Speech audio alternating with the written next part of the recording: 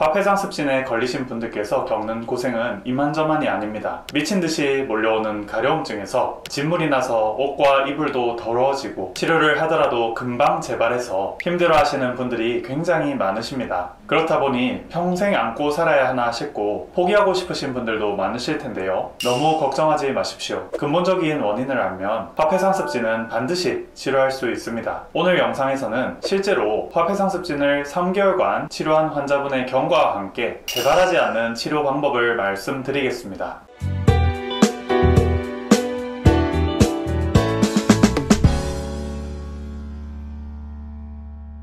안녕하세요. 한약의 소리 한의학 박사 김조영 원장입니다.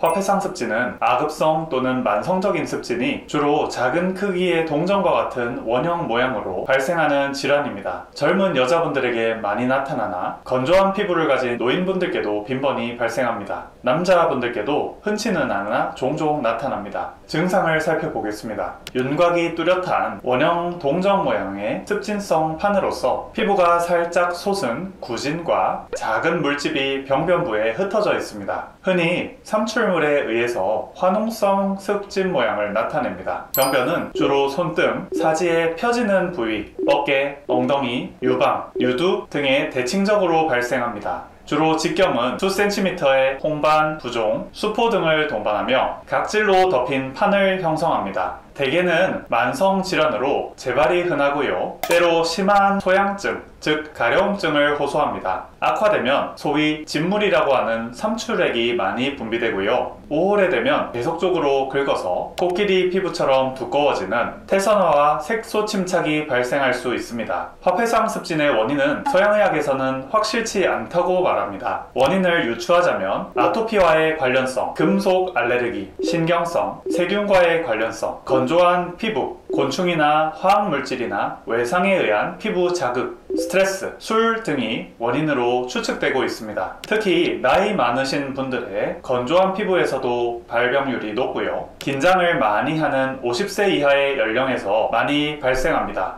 처음에는 아주 작은 반점으로 시작하고요. 용기된 반점, 즉 구진이 나타났다가 물집이 잡히고 진물도 나옵니다. 이후 딱지가 생기면서 원형, 타원형, 불규칙한 모양으로 변해가며 온 몸에 퍼지고 가려움이 발작적이고 순간적으로 심하게 나타납니다. 보통 화폐상 습진을 치료하기 위해서 부신피질 호르몬제, 즉 스테로이드 연고를 피부에 바르거나 정신적 긴장과 가려움증을 없애주는 약물을 사용하기도 합니다. 하지만 이렇게 치료를 하면 재발하거나 부작용이 발생하는 경우가 많습니다. 특히 스테로이드제는 경구 복용 시 동맥경화, 뇌경색, 혈전증, 백내장, 궤양 등의 다양한 부작용을 일으킵니다. 피부에 지속적으로 바르게 되면 피부 건조, 피부 위축, 피하출혈 등의 부작용이 생길 수 있습니다. 가장 큰 문제는 스테로이드 리바운드 증상인데요. 스테로이드 치료는 근본 치료가 아닙니다. 증상만 없애는데요. 그래서 스테로이드를 바를 때는 괜찮다가 중단하게 되면 속에 내재되어 있던 피부 질환이 다시 폭발적으로 나타나게 됩니다. 그렇기에 조금 더 근본적인 치료가 필요합니다.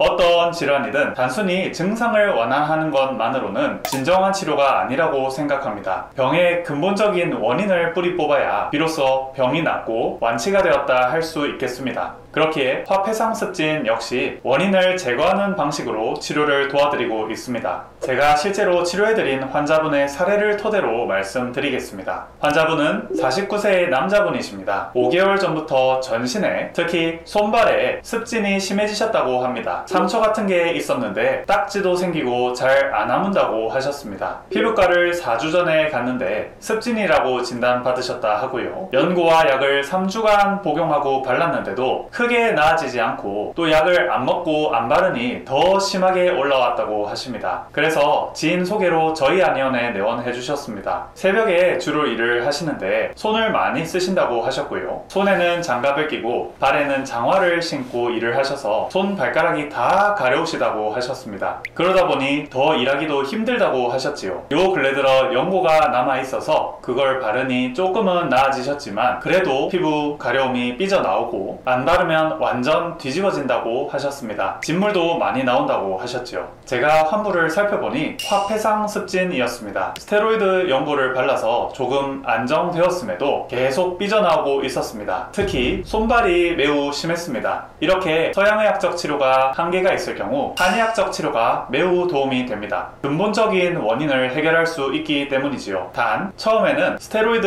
리바운드 증상 때문에 1, 2주간은 치료하실 때 많이 힘드실 수 있습니다. 이 고비만 잘 이겨내면 잘 나으실 수 있습니다. 우선 문진을 통해 환자분의 몸 상태를 파악했습니다. 대변을 2, 3일에 한번 보시고 소변은 시원하게 보십니다. 잠은 비교적 잘 주무시지만 가려워서 자주 깨십니다. 땀을 내면 개운하며 식사는 골고루 잘 드십니다. 그런데 문제는 라면과 인스턴트 식품, 햄버거, 치킨, 피자를 매일매일 드신다는 것이었습니다. 이 부분에 교정이 필요했습니다. 소화는 잘 되시고 찬물을 많이 드시며 더위를 싫어하시고 두통이 한 달에 한 번 정도 있다고 하셨습니다. 혀를 살폈습니다. 이빨 자국이 심하게 낡고 설태가 누렇게 두껍게 껴 있었으며 혀 가운데가 갈라진 부분이 있었습니다. 혀 끝은 빨갛고요. 혀 아래 정맥이 굵게 팽창되어 있었습니다. 이를 통해 몸 안에 부종, 맑지 못한 피, 열, 혈액 부족을 확인할 수 있었습니다. 열이 많으시냐고 여쭤보니 더위를 많이 타고 더운 것을 잘 참지 못한다고 하셨습니다. 붓기가 없으시냐고 여쭤보니 느낀 적은 없다고 하십니다. 그런데 화폐상 습진 자체가 부종성 질환입니다. 몸에 붓기가 화폐상 습진으로 나타난 것이지요. 혀 아래 정맥이 굵은 것을 보고 타박상이 생긴 적 없으시냐 여쭤봤는데요. 일하면서 몸을 부딪히는 일이 자주 있다고 하십니다. 맥을 보았습니다. 맥은 속으로 가라앉아 있는 침맥, 단단한 활줄처럼 잡히는 현맥이 있었으며 폐와 간에 열이 많고 심장, 위장, 췌장, 신장, 방광, 대장, 소장이 약해져 있었습니다. 체질은 소양인이었습니다. 화폐상 습진의 원인인 열과 부종이 몸 밖으로 잘 빠져나가도록 대변, 소변,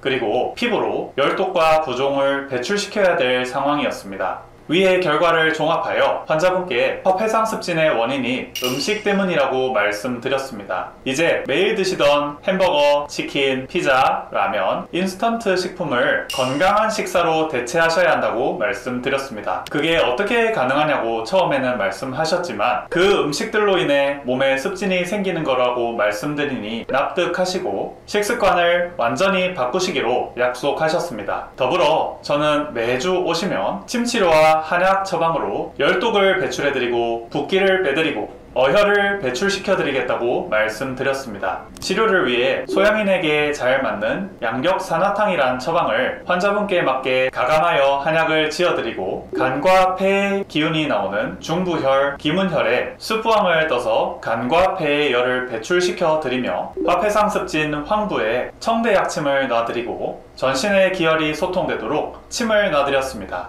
그렇게 일주일 간격으로 침을 3번 맞으러 오시고 한약을 다시 지으셨습니다. 치료 1주차에는 스테로이드 리바운드 증상으로 인해 오히려 가렵다고 하셨고요. 2주차에 오셨을 때는 가려움이 80% 정도로 줄었다고 말씀하셨습니다. 2차례 더 침을 맞으시고 한약을 다시 지어 가셨습니다. 치료를 시작하고 1개월 경과 후의 사진입니다. 스테로이드 연고를 끊으시며 리바운드 현상으로 인해서 겉으로 보기엔 심해졌습니다. 하지만 환자분의 가려운 정도는 오히려 줄어들었습니다. 손발의 상처도 많이 아물었습니다. 가려움이 60% 정도까지 내려갔다고 하셨습니다. 저번 약을 드시고는 정신도 맑아지고 체력도 보완되고 잠도 잘 오시며 머리카락 빠지는 것도 줄어들었다고 하십니다. 침을 3차례 더 맞으시고 한약을 지어 가셨습니다. 치료 2개월 경과 후 사진입니다. 이때 침을 한 번 더 맞으시고 한약을 지어 가셨습니다. 치료 3개월 경과 후 사진입니다. 상처가 거의 사라지고 착색만 남았습니다. 가려움도 10%에서 20%밖에 안 남은 상태였습니다.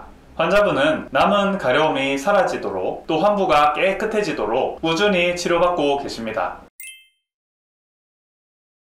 화폐상 습진을 치료하기 위해선 결국 체내에 화폐상 습진의 원인인 열독과 부종이 배출되도록 도와주는 것이 중요합니다. 이 두 가지를 다 해줄 수 있는 것이 바로 음식 조절과 운동입니다. 음식 조절 시에는 인스턴트 식품, 체질에 맞지 않는 육류, 유제품, 담배, 술을 피하셔야 하고요. 통곡물, 알레르기 반응이 없는 견과류, 과일, 채소, 체질에 맞는 삶은 고기, 식물성 단백질을 많이 섭취하시는 것이 좋습니다. 이를 통해 몸속의 열독과 부종이 최대한 생기지 않도록 도와주는 것입니다. 다음으로 운동을 통해 혈액순환이 원활해지게 하고 땀이 배출되게 하여 노폐물과 붓기, 열독을 빼주는 것이 중요합니다. 여러가지 피부질환이 각자 특성이 있는데요. 특히 화폐상 습진은 열독과 부종으로 인해서 생기기 때문에 부종이 잘 생기는 하체 쪽에 많이 생기고 진물이 많이 난다는 특징이 있습니다. 이 부종과 열독, 노폐물을 배출하는데 운동만 한 것이 없습니다. 무리가 가지 않는 선에서 달리기, 걷기 등 몸을 움직이는 활동을 해주시는 것이 좋습니다.